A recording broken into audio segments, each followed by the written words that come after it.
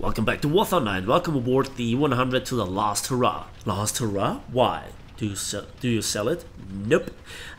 This is from patch 1.69, this battle, and it was just a few days before I actually, well, was surprised by the drop of the patch of 1.71.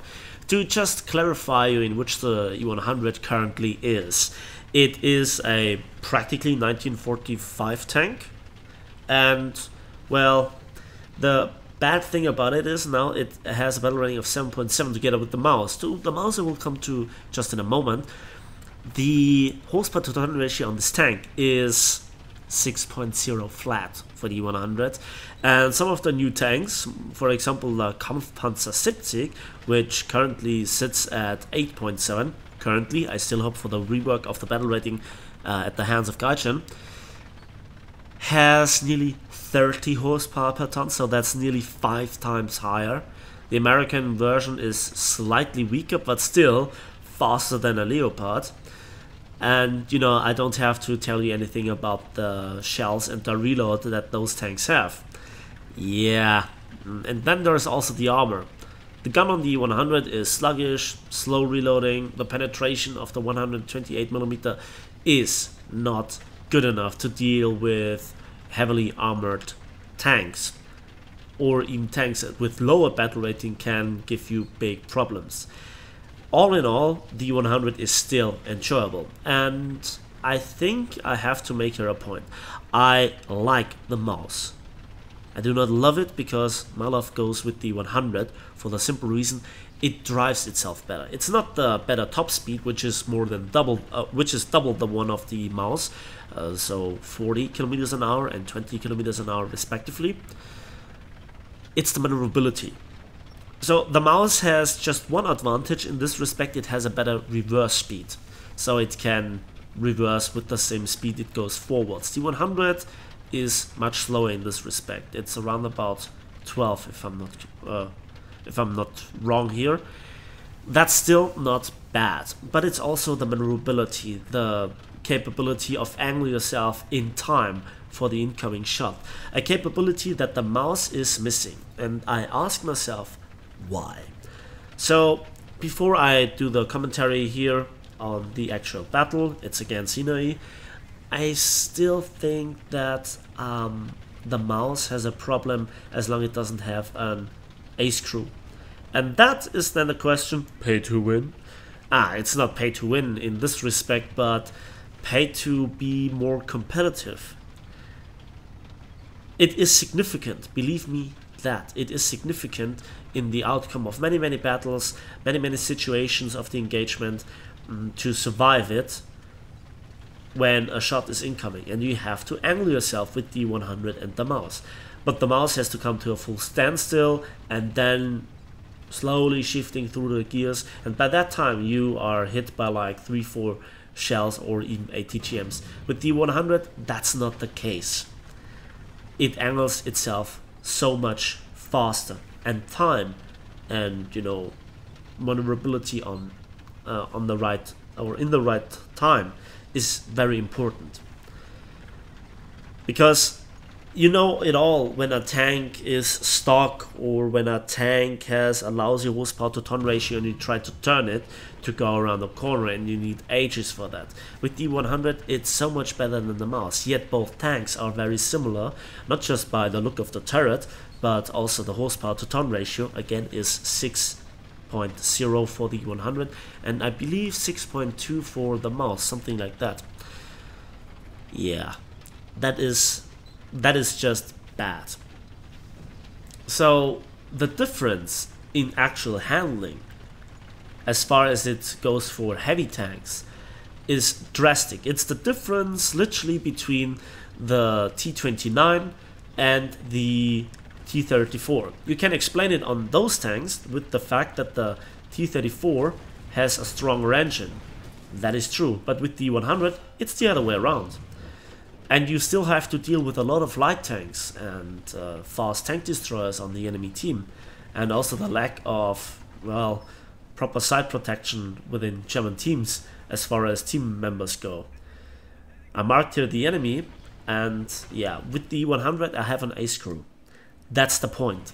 I played for it. I put the talisman on the E-100 because I love it so much to play games with it. And, well, I think it's worth it on this tank. Literally, it is.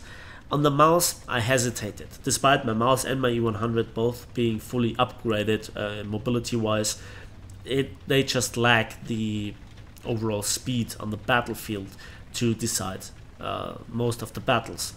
So here, in this situation, it's like a run through the map or drive slowly through the map on the side.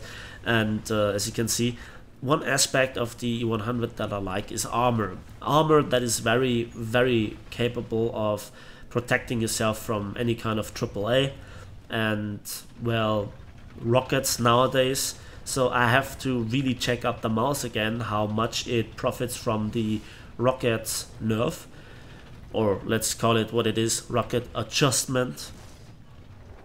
So I have to check it out again. But here I'm in the E-100, and one great aspect of the E-100 is the 75mm. You can lay theoretically a permanent smoke screen for yourself or for team members, or smoke up your advance. So here, over penetration on a Walker Bulldog, nice. I switched to the heat shell and he tries to repair, or somewhat. I track him with the... No, I actually hit the ammo rack and went black, but just the second shot detonated the ammo rack. So applause for Gaijin's mechanics, I guess. In this situation, it didn't hurt me really. It just cost me one extra heat shell, and they're not that expensive. I see a target, want to aim at it, and boom, there he goes, killed by a Leopard. Then there's a AAA. I want to rangefind with the 75, but it's a hull break, so that's a simple ace for me. When you have battles like this, the E-100 is, well, you just like it. Against this Walker Bulldog, I'm not quite sure if a Leopard would have survived that, or would have performed differently, but it is what it is. When you have awesome battles in a mouse or an E-100, you just think at that moment they are the greatest vehicles that there are. But in fact, they have their drawbacks. It is what it is, we have to deal with it, and I still hope for the massive decompression at higher battle ratings especially. Yeah, so there is a rocket flying by, or was flying by, and I know I have to go the other way to hopefully ambush this, well, ATGM. I don't know at this point in time what it is, and this is the scene where the 100 really shows not just what armor is worth, but also the combination of armor, maneuverability in terms of turning, and also soaking up damage.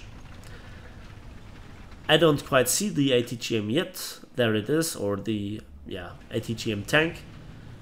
I aim. Rockets in the air, shots out, I kill him, and I angle myself in time to mitigate the damage. I just lost 2 crew members. I can deal with that. And that was, in fact, the last kill that I'll get in this battle. 6 kills. I survived the match, which is something that I really like to do, because, you know, it's a personal award that I think is just showing off what a really good battle is. You have to survive the battle, which is not that easy, and you also have to make the most kills compared to any other person that survived the battle, which is also not that easy. So just surviving the battle by hiding behind a rock and just expect your team to win for you doesn't work. So here this guy bailed out, and actually the enemy team lost all of its vehicles, so we killed everybody on the enemy team and we won the match. Hooray! Now there are 2 maps that I really like to drive my E-100 on, or let's say 3. Kursk when I'm top tier, then also Abandoned Factory because of the good ground or the good terrain, and also Sinai. For Sinai I have no explanation, I just know I have very often good battles in it. So here are the results. I made 35,000 silver lines and 7,242 research points. And that is just, well, the income is not that great, but I do not lose that much money to ammunition costs, much like on a Leopard in comparison. So a lot of this money is profit. And here we can see the Survivor, which is also rewarded with 7,500 extra silver lines. So that's it for me today. I hope you enjoyed the video. Please give the video a like if you did, subscribe if you want to see more, and we'll see each other on the battlefields and in the skies of War Thunder.